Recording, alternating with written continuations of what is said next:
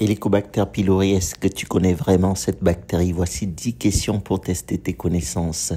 Alors, tu vas me dire en commentaire quelle est ta note sur 10 et aussi quels sont les apprentissages que tu as eus au terme de cette vidéo. C'est parti. Question numéro 1. Quelle est la principale méthode de transmission de la bactérie Helicobacter pylori? Alors, la bonne réponse était une transmission orale de personne à personne.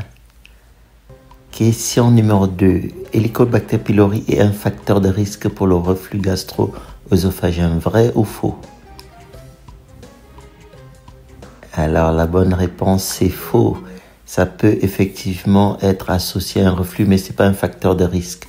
Question numéro 3. Quelle est la complication la plus sévère de Helicobacter pylori?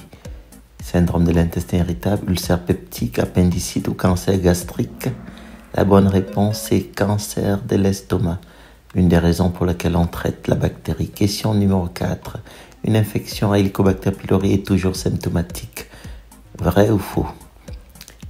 La bonne réponse, c'était faux. Il y a plusieurs patients qui n'ont aucun symptôme, même avec une infection avérée. Question numéro 5. Quel test non invasif confirme une infection active à Helicobacter pylori? La bonne réponse, c'est tests respiratoires et tests de sel qui doivent être faits dans certaines situations. Question numéro 6. Le test sérologique est utile pour confirmer l'éradication de Helicobacter pylori. Vrai ou faux? La bonne réponse, c'est faux. C'est pas un test qui doit être effectué.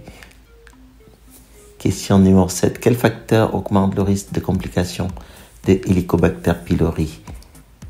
Alors, à vos claviers, la bonne réponse est toutes ces réponses. Histoire familiale, prise d'AINS et le tabac. Question numéro 8. L'infection Helicobacter pylori peut entraîner une carence en vitamine B12. Vrai ou faux? Tic-tac, tic-tac. Oui, la bonne réponse, c'est que c'est vrai. C'est une des causes rares de carence en vitamine B12. Question numéro 9. Quel antibiotique est contre-indiqué avec l'alcool parmi les suivants? Métronidazole, amoxicilline, lévofloxacine et clarithromycine. Effectivement, c'est le métronidazole en raison de l'effet antabuse. Question numéro 10. L'éradication des Helicobacter pylori assure toujours le soulagement de la dyspepsie. Vrai ou faux? La réponse, c'est faux. Et la dernière question, pourquoi recommande-t-on un traitement d'éradication de Helicobacter pylori? Est-ce que c'est pour diminuer le RGO, pour améliorer l'absorption du fer, pour éviter les ballonnements? Effectivement, c'est pour prévenir les complications. Voilà, dites-moi en commentaire quelle est votre note sur 10 et si vous avez appris des choses intéressantes. Pour retrouver tous les quiz, vous pouvez accéder à notre plateforme nutriportail.com et vous aurez accès à des centaines de quiz mis à jour chaque semaine.